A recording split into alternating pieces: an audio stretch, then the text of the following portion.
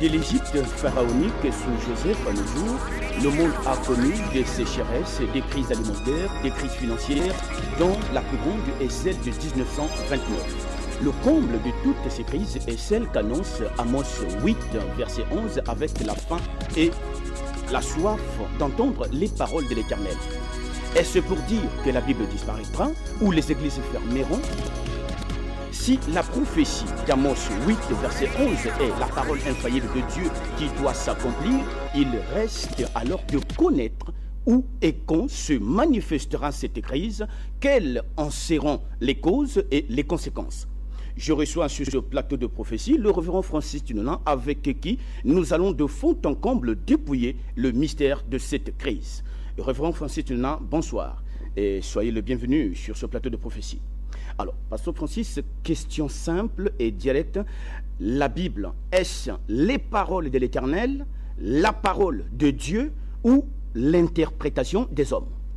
La Bible est un tout, c'est un volume dans lequel est donc contenu un ensemble de prophéties, un ensemble de paroles, un ensemble des avertissements de l'Éternel. Et à l'intérieur de ce volume, nous avons également des promesses. Maintenant, cet ensemble constitué par les prophéties, les promesses, les avertissements et tout ce que nous avons dans ce volume, eh bien, constitue ce qu'on appelle la parole de Dieu. Donc, le volume tout entier forme la parole de Dieu. Et dans ce volume, à l'intérieur de ce volume, nous avons donc des prophéties, des promesses, des avertissements, des mises en garde et autres qui constituent des paroles du Seigneur. Alors, les deux propositions tiennent. Révérend Francis, la prophétie d'Amos 8, verset 11, précise qu'il ne s'agit pas de la faim du pain ni de manque d'eau, mais plutôt de la faim et la soif d'entendre les paroles de l'Éternel. Quelle différence faites-vous entre lire la Bible, écouter ou entendre une prédication, ou entendre les paroles de la prophétie de ce livre selon l'Apocalypse 22, 18? Alors, nous devons comprendre que ce livre, d'abord, ce volume dont j'ai parlé, il constitue Dieu lui-même. En d'autres termes, on peut encore dire que la parole de Dieu ou la Bible, c'est Dieu sous forme écrite. Vous avez un passage clair là-dessus, c'est Jean chapitre 1, à partir du verset 1 jusqu'au verset 4, il est écrit « Au commencement était la parole était avec Dieu et la parole était Dieu ».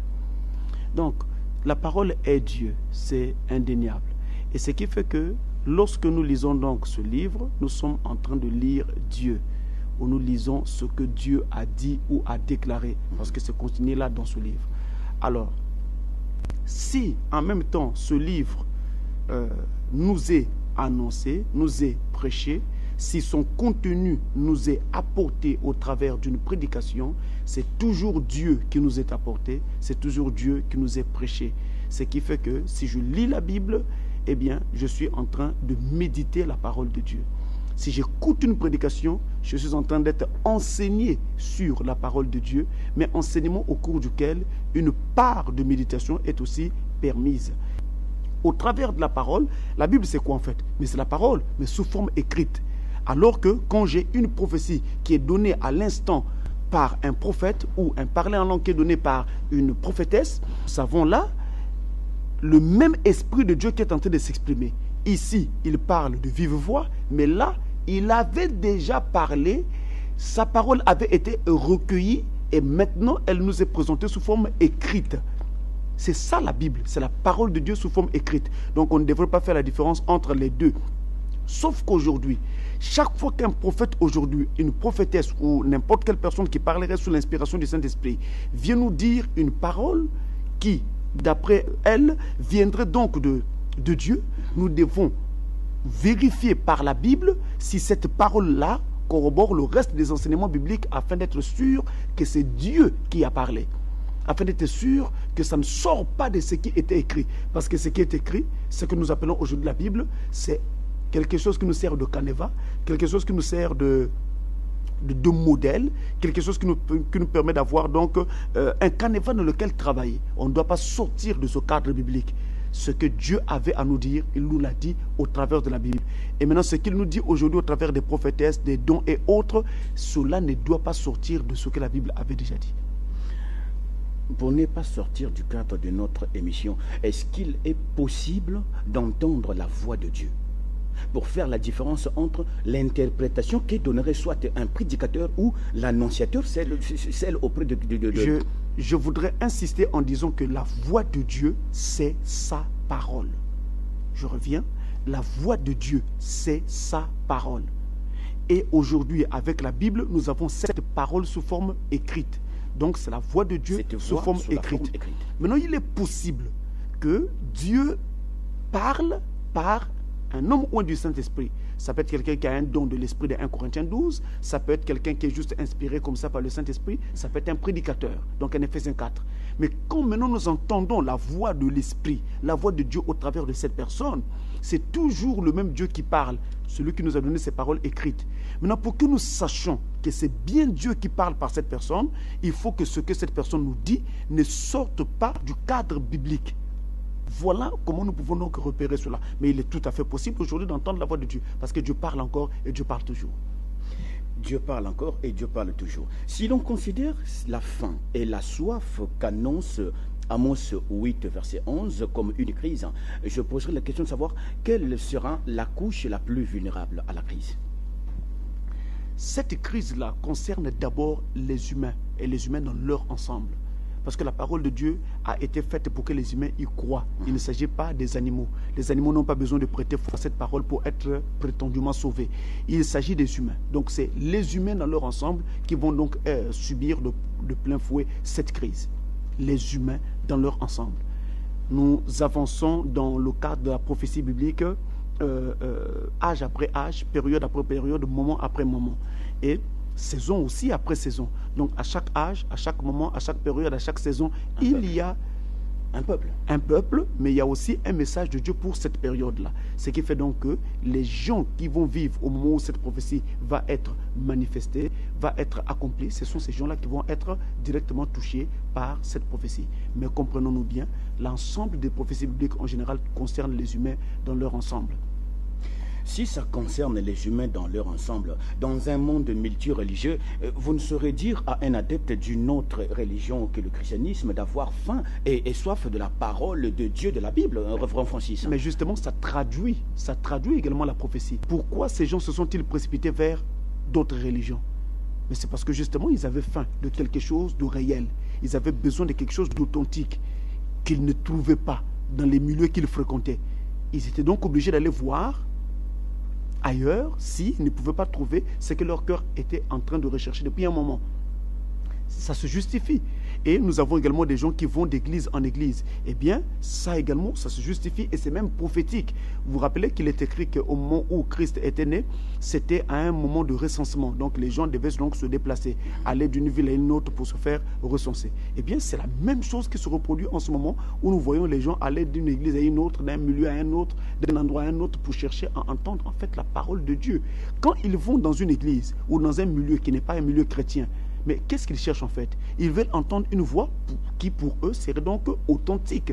Une voix qui leur apporterait l'authentique voix de Dieu, l'authentique parole de Dieu. Donc c'est cette même soif d'entendre les paroles authentiques et véritables de Dieu qui amène les gens vers lesquels ils vont. Vous voulez m'apprendre, Révérend Francis, ce soir, que au-delà des religions, toutes les Bibles ou tous les livres qu'utilisent ces religions, c'est aussi la voix de Dieu? Il ne s'agit pas de cela. La voix de Dieu est unique. Parce que vous avez dit qu'en allant, errant ici et là, cherchant quelque chose d'authentique, c'est pour entendre, c'est donc la manifestation de cette soif. Nous avons affaire... Ainsi, si quelqu'un serait aujourd'hui, vous me le permettez, ceux qui seraient aujourd'hui bouddhistes, et donc là-bas aussi, il entendrait les paroles de Dieu. Nous avons affaire à des gens qui ont besoin d'entendre une parole authentique de Dieu, mais ils ne savent pas où la trouver. Et les voilà qui vont ici et là, errant, cherchant où trouver cette voie. Et quand ils errent ça et là, ils se retrouvent finalement dans des milieux où ils vont trouver une prétendue satisfaction, mais en fait, ce n'était pas ces milieux-là où ils étaient censés demeurer. Mais ils y restent parce qu'ailleurs, ils n'ont pas trouvé mieux que ce que leur donnent les milieux dans lesquels ils évoluent actuellement.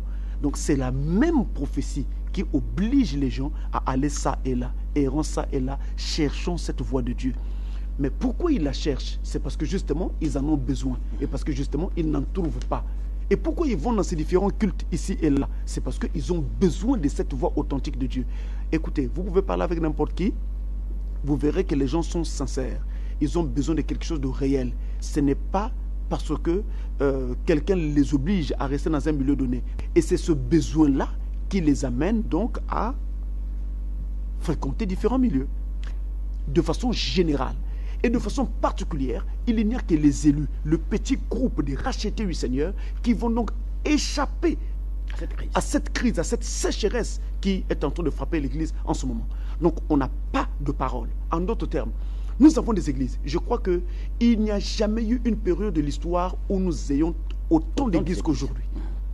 Si vous faites un tour à Keene, il vous sera très facile de trouver comme ça sur une même église, une trentaine d'églises, sur une même rue, je voulais dire, une trentaine d'églises. Allez à Brazzaville, vous allez trouver comme ça sur une même rue, dans Brazzaville, dans les quartiers de Brazza, une dizaine, sinon une vingtaine d'églises. Ça se fait maintenant. Donc on n'a jamais eu une période de l'histoire où nous avons autant d'églises. Malheureusement, il n'y a jamais aussi eu une période de l'histoire où nous manquons autant de paroles que maintenant. Mais dans ces églises-là, pasteur, donc on prêche la Bible. Au départ, dès le début de cette émission, je vous posais la question de savoir qu'était la Bible, parole de l'Éternel ou interprétation des hommes. La Bible dit, dans Matthieu chapitre 15, Jésus dit, vous avez rendu ma parole sans effet à cause de vos traditions. Autrement dit, quand la Bible est prêchée, mais en même temps mélangée à des conceptions humaines, des théories de séminaire, des théories humaines, des théories concoctées dans des petits groupes ça et là, ça n'est plus la parole de Dieu. Ça cesse d'être la parole de Dieu, ça devient la parole de l'homme. C'est pourquoi quand Jésus dit « Vous avez rendu ma parole sans effet à cause de vos traditions », il est donc en train de renier, il est en train de dénier ce qui se prêche aujourd'hui dans les églises.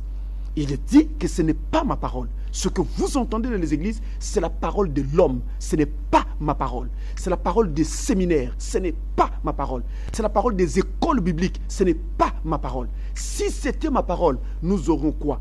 Nous aurons encore de nouvelles naissances comme à l'époque de Jonathan Goforth, de Charles Finney quand ils se sont convertis, comme à l'époque des apôtres d'autrefois. Nous aurons encore des conversions. Nous aurons des baptêmes du Saint-Esprit. Nous aurons en tout cas les effets de cette parole à l'intérieur des églises. Or, malheureusement, ce n'est plus le cas.